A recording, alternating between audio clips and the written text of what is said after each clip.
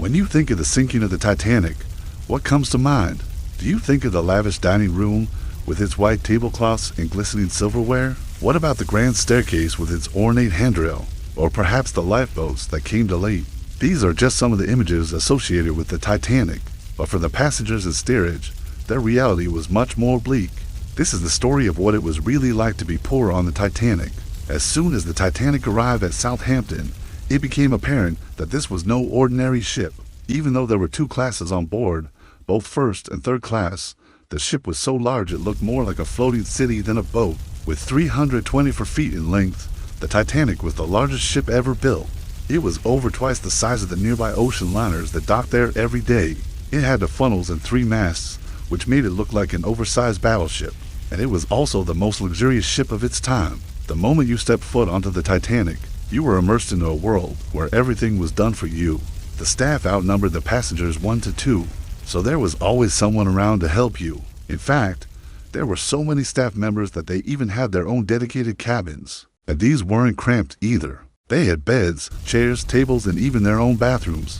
For some of the passengers, the Titanic was their first time away from home.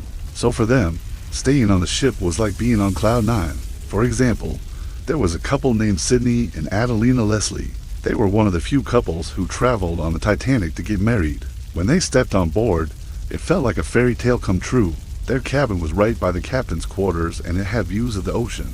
They spent their days touring the ship and their nights dancing in the dining saloon. They were celebrating their engagement and couldn't wait to start their new life together. Then there was a mother and daughter named Elizabeth and Madeline Harper. This trip was supposed to be a surprise for Elizabeth. She had worked as a maid in England for years and hadn't seen her daughter since she was a baby.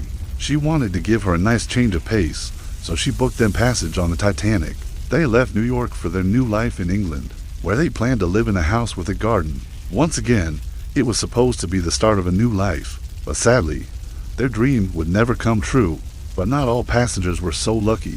For those in steerage, they had none of the luxuries mentioned earlier. Instead, their cabins were cramped and dark. They slept in bunk beds and shared one bathroom between them. They didn't have access to the upper decks, so they could only go outside when the ship docked. And even then, they weren't allowed in the same areas as the other passengers. And this brings us to the next point.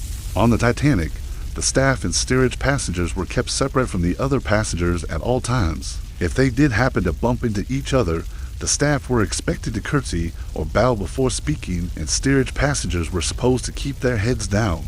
There was even a rumor going around that if anyone from steerage was caught speaking to someone from first class, they'd be kicked off the ship immediately. And to be honest, it's likely that this rule was enforced. Just take a look at the lifeboat that saved Captain Smith's body after the Titanic sank. None of the lifeboat men went into the water to save any of the steerage passengers. Maybe they thought that there was no point because the steerage passengers had it coming. Or maybe they just didn't care. Some people don't realize just how bad things were back then. To put it into perspective, if you were traveling in steerage, you wouldn't even be considered a person. You'd be considered cargo. After all, steerage was originally meant for animals and cargo.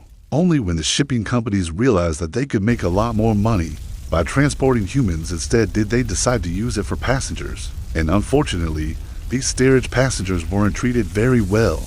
They often had to deal with bugs, rats, and bad smells. The food was also terrible. It consisted of watery soups, stale bread, and greasy meat, and it wasn't prepared very well either. Many of the passengers complained about finding bugs and other creepy crawlies in their food. Some even claimed to have found glass in their dishes. As you can imagine, this led to a lot of arguments with the kitchen staff. Most of the time it ended with the passengers getting their food thrown out and sometimes even getting beaten up by the kitchen staff. But despite all these horrors, the steerage passengers were still excited to go on the journey. For many of them, it was their only chance at a new life. They had nothing to lose and everything to gain. Sadly, that promise was taken away from them when the Titanic sank. Many of the steerage passengers lost their lives, but others survived. One of them was a man named Joseph LaRoche. He was traveling with his wife and children, but he managed to survive the sinking of the Titanic.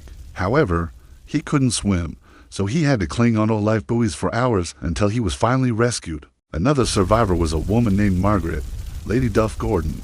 She was a fashion designer and had been invited on the Titanic to give a lecture. Although she survived, She faced a lot of criticism for leaving the ship before everyone else. To this day, people wonder if she could have saved more people if she'd stayed behind. In the end, the Titanic was a tragedy for everyone involved, but for the steerage passengers, it was especially sad.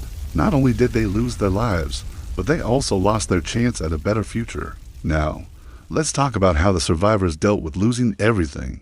Many of the survivors were traumatized by the experience and never went on another boat ever again. Others tried to move on with their lives, but they were haunted by the memories of the sinking. And some people believe that the survivors were actually cursed. This is because many of them died within a year of the sinking. Of course, this is just a theory, but it makes you wonder if there really is such a thing as bad luck. So there you have it, the story of what it was really like to be poor on the Titanic. We hope we were able to give you a new perspective on this tragedy. And if you enjoyed the video, please don't forget to leave a like and subscribe for more content. Thanks for watching, and we'll see you in the next one. It's hard to imagine how the steerage passengers lived on the Titanic. They were basically treated like second-class citizens. But unfortunately, this was the reality of life back then. The Titanic may have been a luxury ship, but it was only for the wealthy.